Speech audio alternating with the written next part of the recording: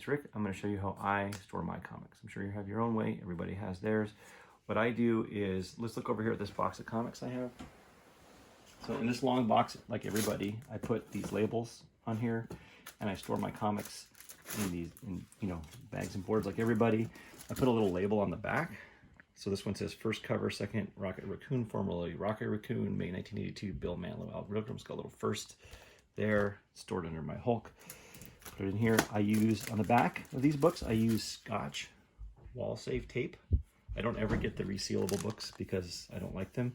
This resealable bags, I mean. So I use this wall safe tape. So if you take it out and there is a tape stick, it won't stick to the cover. So you can pull it off easily and there's no problem with that. And so these labels come in handy for me because I put things like here, this one here, Batman 251. I put Neil Adams classic cover, first Joker's got a little Batman symbol. Helps me to keep things organized. What you're gonna need is, I use these Avery 5450 multi-use labels. They're 3x5 labels. They print by 4x6, but I print them in my inkjet printer, and I have this little brother label printer, P-Touch Cube, that I connect to my phone to print my stuff. And then I have, of course, I bought some extra of these tabs here, which is very confusing with Spider-Man. So I say we have Amazing Spider-Man Volume 2, 1999 to 2003, which is also numbers 442 to 499. And then we go back to Volume 1, which is 2003 to 2013, which is numbers 500 to 700. And so we're going to go ahead and put a little thing here, and we'll put labels on the top and the sides. It's kind of like what I did here, where I put these labels here, which make it easier. I put on one top and one side. It makes it easier for me to find the boxes when I'm moving them around. So this is what my boxes look like. They're the regular BCW plastic boxes. I keep a 3x5 sticker on the front that tells what's in here. This is Amazing Spider-Man 3 through 100. I keep numbers 1 and 2 stored separately. Look up here, and I keep all my boxes. I keep one divider in, sometimes two, just so that if I pull some books out, I can have a little room without them falling over. And it allows me to, having only 100 in these boxes allows me to go through them without having them too packed in. And then I only use the smaller, short boxes, and I stack them up like this. So here's Amazing Spider-Man, here's volume 1 through 100. Here's 100 through 200. Here is 200 to 325. Later I could pack more in. The book's got a little thinner. And then I have 326 to Volume 2, number 9, and then I've got some others here I'll show you. And then the next thing we're going to do today is I'll show you how to pack.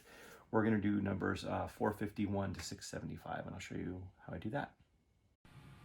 So here's what I do on my computer. The goal is to make something like this, where it says Amazing Spider-Man Volume 2, number 10, Legacy 451, 1999, to Volume 1, number 475 in 2008. And it's really confusing, especially with Amazing Spider-Man. I need to update this picture. I'm going to go to photo browser. I'm going to go up one to comic books, images, and to Amazing Spider-Man 451 right here. I insert that, and there's the picture. So that's my new label. I'm going to save this, and then I'm going to just print it right now. I'll just go File, Print, and it will come out my printer. I'll show you in just a moment.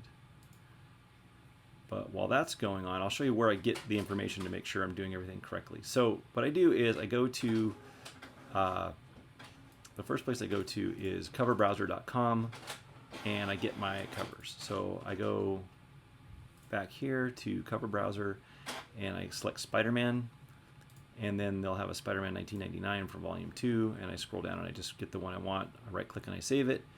I get confused. Even I get confused as to what's what and where. So I look at the legacy numbers here. I get from Wikipedia, from the Amazing Spider-Man issues. So just put list of Amazing Spider-Man issues, and it has them all by their legacy numbers and by the volumes. And then I go to, then if I want to know who wrote something or what year or date it came out, I go to Comic Book Realm. It's actually kind of hard to search on this page. It says it's easy, but I find that it is not. So I'll find a book that I want. I go to a certain page and I find, let's say 555, and it tells me who wrote it, what date it is, stuff like that's all here in case I want to print that on the back for my label. And that's it. That's essentially how we get started. I'll show you next how to make the little labels that I stick on the sides.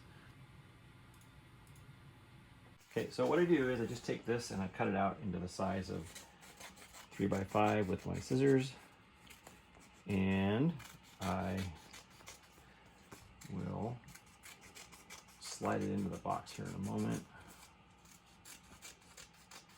And sometimes they try to lean forward a little bit, and I didn't take my time and cut this accurately because I'm trying to be quick for the video, but I'll make it a little faster.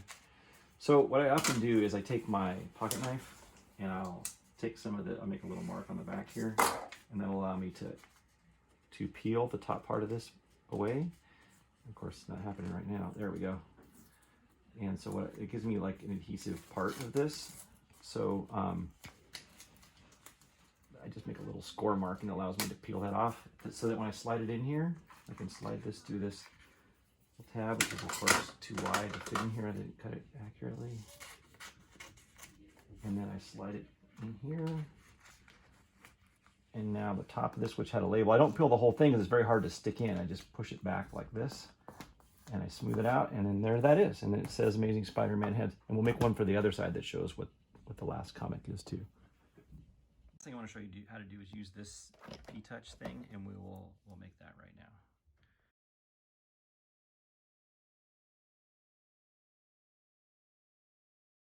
So this is just me using the app on my phone. You can follow along for a minute or skip ahead if you don't need to see me set up the labels in my app. I downloaded some of these images as clip art and put them on my phone as a picture, and I loaded them in black and white so that they're easier to identify when you see the label from afar.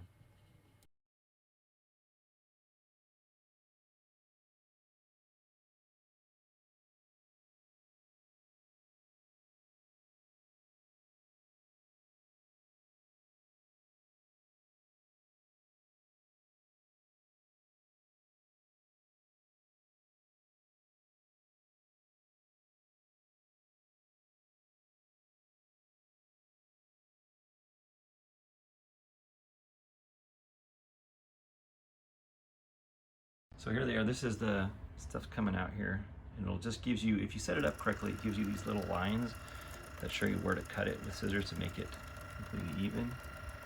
So now I'll have two labels. There we go. Let's push this button. Off it comes. So when we're all done, looks just like we thought. I put this label up here. It says Amazing Spider-Man 451, and I put these labels on the front. Worked a lot better on the back. Oh, incidentally, for these, you see how this is already coming apart right here? Look right here.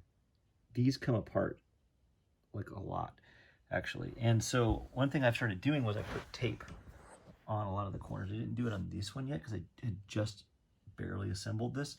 But on most of mine, I'll put tape on the corners because these will come apart. And this one just did this the very first time I went to move it. You can see I put some tape up here already, but I put some, you can see back here, but I'll tape these because they come apart, and you don't want to be walking around with one of these boxes and have it come apart on you. I've had several of these DCW ones just pop open from regular transportation issues, so be careful. And of course the inside looks like normal. I just have, like I showed you, a few dividers in here labeling, and these are subscription books that I never opened over the years that are duplicates, because I get subscription books plus I get some readers too. So that's it, and that's how I organize my books. Person, if I can find it, if somebody autographed a book, so I'll put that on a little label. And so I only really save books that I had autographed myself too. So I'll just put those here, and like this, I'll put that on the front. And so the little face there, if they have something sketched, and so I put that in the label printer, and then you can see that they'll show up on the front. It's just kind of a fun thing that I like to do.